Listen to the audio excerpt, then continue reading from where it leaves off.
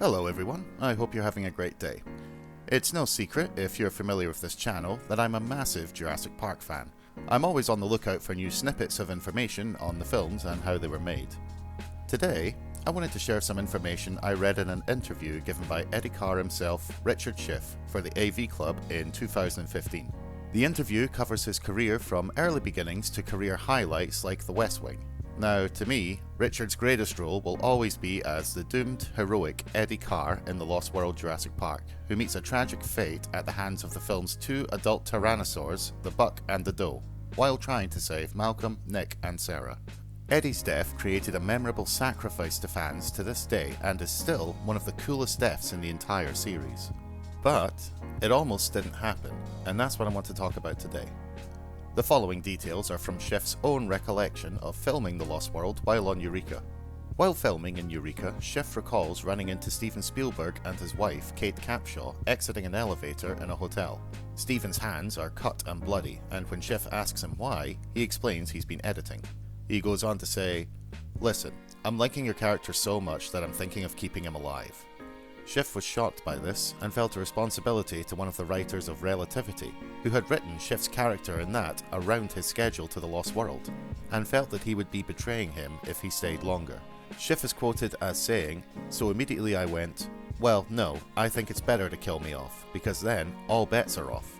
If you like my character, then Jeff Goldblum might be next. You never know."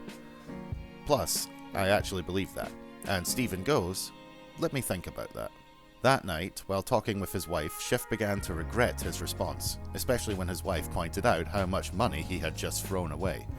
The next day, he approached Spielberg again at lunch and said he was reconsidering it. However, this time, Spielberg responded with, No, you're absolutely right. I'm going to give you a hero's death. To lose a character that you love, you're absolutely right. Then all bets are off. You can have a great death." And thus, Eddie Carr eventually met his fate, being torn apart above his destroyed car by two adult Rexes.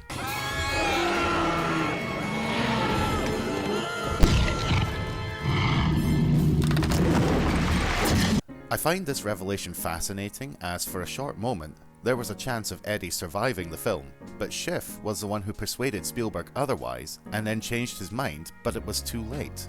I must admit, while I love Eddie's character and always feel dread in the build-up to his death scene, I do think it's better that his character was killed. It helps set the tone, it leaves you with that gut punch of sorrow, and you realise no one is safe. While it would have been interesting to see him interact with the members of the InGen group, or indeed encounter the Velociraptors, I think what happens in the film is the best outcome. He may not have had the legendary status within the fandom he has now if he hadn't survived. I've included a link to the article below and I highly recommend reading it, at least the part where he talks about the Lost World. There are some great anecdotes including Pete Postlethwaite drinking until 3 AM, grumbling about socialists, and Jeff Goldblum turning on the charm to Schiff's wife, causing Schiff to ask him to stop. So what do you think? Do you think it was right that Eddie died, or do you wish Schiff had fought harder when Spielberg was considering keeping him alive?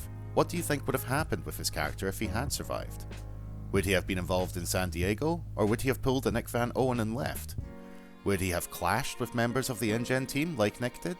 Would he have been able to take out some raptors with the Lindstrad rifle like his original iteration Doc Thorne does in the book? Let me know what you think down below. As always, I've been Stumo, and I'll see you on the next video.